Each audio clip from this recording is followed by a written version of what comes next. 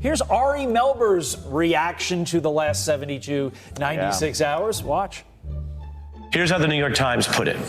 On the first night of this convention, Trump was his own biggest prop. He entered the VIP box, a large white bandage on his injured right ear, an image for political mobilization, a spectacle for this candidate who we know is, by his own admission, obsessed with assorted spectacles. So, Joe, the ear bandage was a spectacle. I don't know. I'm reviewing my notes right now. I think it was because he was shot in the ear and he needed a bandage. It's medical.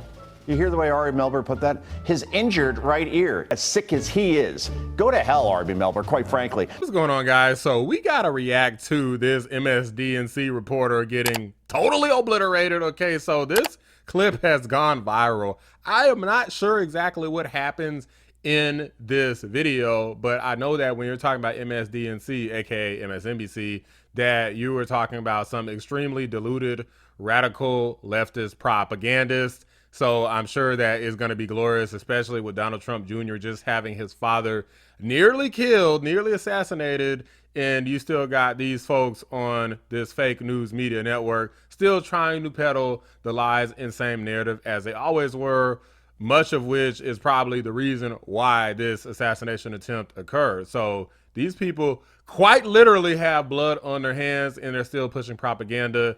Let's see what they have to say about this. What is that change going to look like, Don? What practically, your father as president, I think you would even say, was a divisive figure. What's it going to look like in the second term?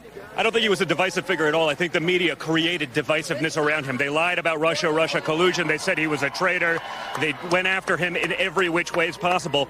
If the media actually starts being an honest broker, talking about the things that he did, the prosperity he brought, the peace deals that he signed around the world, rather than the disaster that we're living right now, I think you'd do everyone in the country a big favor. I know immigration's important to him. I covered the family separation crisis closely. Will we continue to see policies like separating 5,000 children deliberately from their parents? You mean the Obama administration?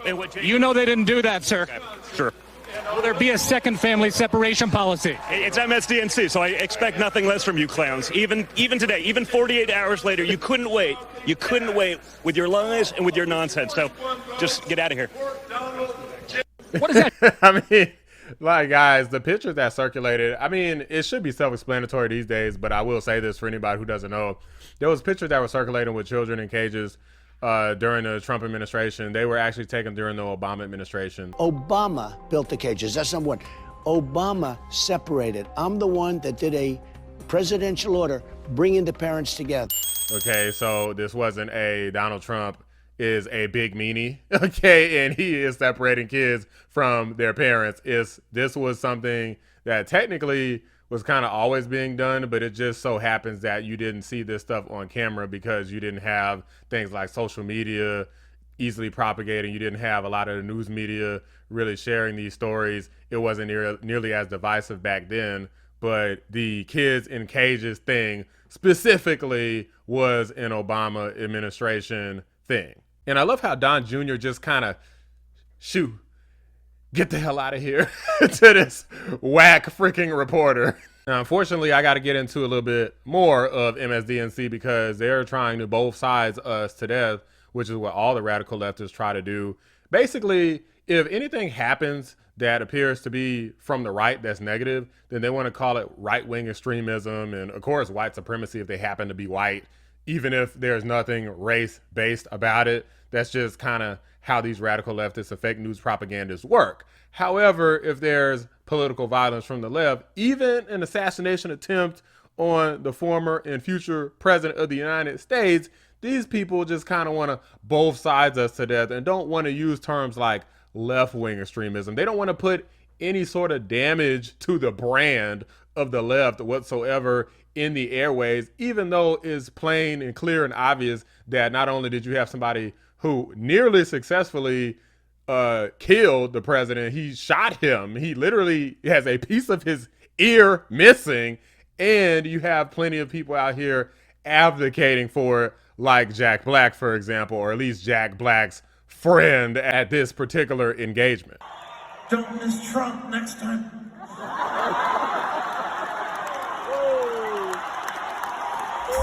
These people are definitely sick in the head, but I want to show you guys what MSDNC has to say about it. since the assassination attempt of Trump on Saturday, that obviously is going to loom large, not only in this news. Joy, like, bro, just give it up.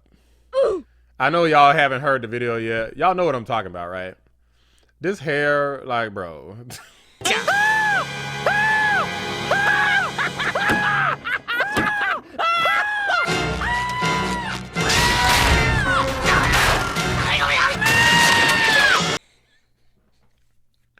Just give it up. Okay, it's gone. It's gone, Joy. Like, I don't know what this even is. Okay, just shave it off. It's okay. It'll probably look better. Just shave it, like, because this just looks ridiculous, guys. Like, come on. Those other wigs were better than, I don't know what the hell this even is. And then it's blonde. What, you trying to be white? Isn't that what they always try to say? Like, oh, you like hate yourself. People had audacity to come for me. You must hate yourself the way you talk on your channel. Like, no, I definitely do not hate myself. But Joy, I think, probably hates everything. She probably hates life. But anyway, let's keep going. I will say that the kind of universal kind of reaction that I'm getting, whether it's civilians or, professionals, is really a deep concern and lack of confidence in not us at this table or us at MSNBC. No, that's false. Yeah, it's a confidence lacking of you guys. So don't even... what's up with them never accepting responsibility? These people don't accept responsibility for nothing. Like, it is sickening and it's maddening. But us as the media writ large. And a fear that what's going to happen now is that the Republican Party will do what they do. They're in the middle of a campaign. The convention started today. But the media will acquiesce to trying to convince people that the things they've been experiencing for the last 5-6 years didn't happen. That the greatest purveyor and promoter of political violence, really, since anyone can remember, since George Wallace, I think, that we just haven't experienced that kind of open, sort of citing or sort of incitement of violence or sort of luxuriating in the idea of violence. It's just not something we're used to anymore in American politics. And then we had to get used to that being a thing. And people are concerned and expressing concern that we won't be the guardians of memory and that we will allow Donald Trump, as he is, bathed in the glory and grandeur of his party, to rewrite himself as both a hero and a victim, that people who are the most vulnerable to not just the things he's done, but the things he's promising to do, and that will then happen without a guardian saying, wait, stop. And then the media will acquiesce to this rewrite. And the people... Bro, this lady basically is saying that the news, this is MSDNC. She's saying that she thinks that there's some sort of guardians, almost like they're the heroes, and not the guy who literally took a bullet for America.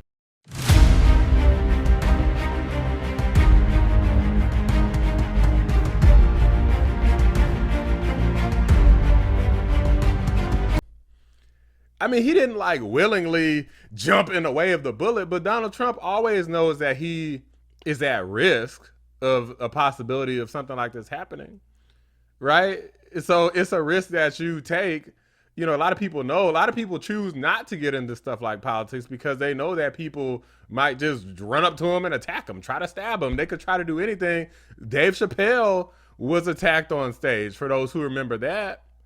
Right, because of his political viewpoints, right? People get crazy and violent and deadly because of politics.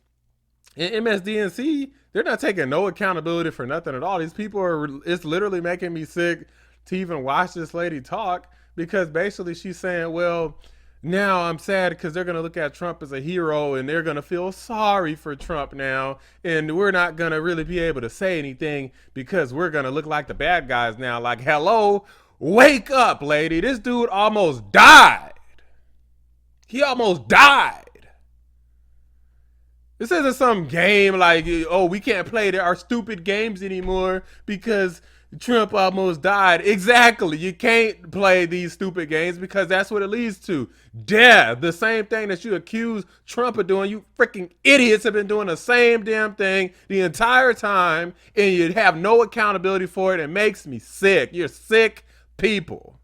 Y'all deserve to be fired, canned, replaced for all this freaking fake propaganda nonsense. I'm tired of these freaking idiots that I've been talking to don't accept the rewrite. They still remember that this person said, get him out, I'll pay your legal fees. They have been promoting the idea that the Democrats, the left, the liberals, it'll be peaceful, said the Heritage Foundation leader, if the left allows it. People haven't forgotten those threats. And they don't want us to forget them either. And at the same time, Donald Trump, I mean, for all the using the idea of victimization as a political trope, he is legitimately the victim of this attempt. And yes, Rachel, thanks for pointing that out, because Joy Reid, like Joy Reid, if there's any political violence, Joy Reid does make you feel like she need to be popped. Okay, I'm not saying I would do anything. I'm not saying popped with a gun. I mean, like, smacked. Okay, like she needs to, at minimum, smack herself. Fool, slap yourself 3 times. Oh! I never thought I'd be hearing freaking Rachel Maddow actually say something with any level of intelligence, but it doesn't surprise me that she has maybe a smidgen, teeny, tiny little bit more than Joy Reid, because she's got to be one of the most insufferable people on all of television. Everybody in politics, no matter where you are ideologically, must unite around the idea that violence is unacceptable. Absolutely. And it's unacceptable both when it comes to targeted stuff like this, but it's also unacceptable when you try to incite that as a way of getting things that you want that you can't get through political means. I am hoping that the one positive thing that can come out of this is some sobriety around the idea of violence in politics being no freaking joke. Violence, among everything else, is very unpredictable. Once it's part of your political system, you never know which direction it's going to go. Guys, okay, I can't even listen to these clowns anymore. Like, hell, I should have just left it at Don Jr. I'm going to let this guy who has like a British accent, I don't know his name, I'm going to let him kind of just summarize my thoughts here. Take a look. Additional things. Analysis. Secret Service is culpable, and so are the Democrats. That's the 2 take-homes. And I'm fed up. I'm not listening to conservatives who say, oh, it's time for kumbaya, calm down. No. We, conservatives, don't have to do anything. We're innocent. We haven't dehumanized the other side. We haven't called Joe Biden Hitler every day in and out. We haven't said the threat to democracy is if the American people choose their own president. So no, some of these people are my friends, but you got to stop it. And you got to understand who's to blame. Number 1, the Secret Service. Utter catastrophic failure. Having women who aren't even as tall as President Trump, who can't actually block him and protect him from fire, one of whom couldn't reholster her weapon 5 times as they were putting him in the vehicle. What is this? Where do they find these people? Is this a DEI hire? It's inexcusable, okay? If you're a personal security detail, your body has to be large enough to literally catch the bullets for your principle. That's why in the UK, we call bodyguards bullet catchers. It's that serious. And then to not clear the only building that has line of sight within 200 yards of the stage, I'm sorry, a 12-year-old knows to do this. How that happened, inexcusable. The female director of the Secret Service, I demand, has to resign today. Who's to blame? The Democrats. From Maxine Waters saying, harass members of the Trump cabinet if you see them, to Kamala Harris normalizing violence by raising bail money for BLM arsonists. On down. Pelosi saying, you got to punch Biden, you got to punch President Trump in the face, to Biden saying what, 6 days ago, to Democrat donors, we've got to put a bullseye on President Trump. We don't have to do anything. The Democrats have to do something, and somebody has to get control of them before this happens again. I'm so sick of these folks. Like, seriously, I'm so freaking sick. They're just so freaking ridiculous. Like, this guy's absolutely right. Like, these there's no accountability here. Joy Reid is literally trying to say, well, Donald Trump and some of the Republicans said all of these heinous things. Yeah, things that you guys, first off, twist into a bunch of knots, into a bunch of pretzels, and do all sorts of mental gymnastics in order to make them sound as though there are all these horrible things. Then when you turn around and convince left-wing lunatics that the president needs to be killed, then you want to turn back around and then talk about how, well, he really shouldn't be seen as a hero. This is a bad thing. That's basically what Joy Reid was saying. This lady is totally sick. Even Rachel Maddow is smart enough to know in this situation, days after something like this occurs, you don't turn around and treat him like even more of the bad guy when he literally just got shot. He didn't get missed. Okay, he got hit.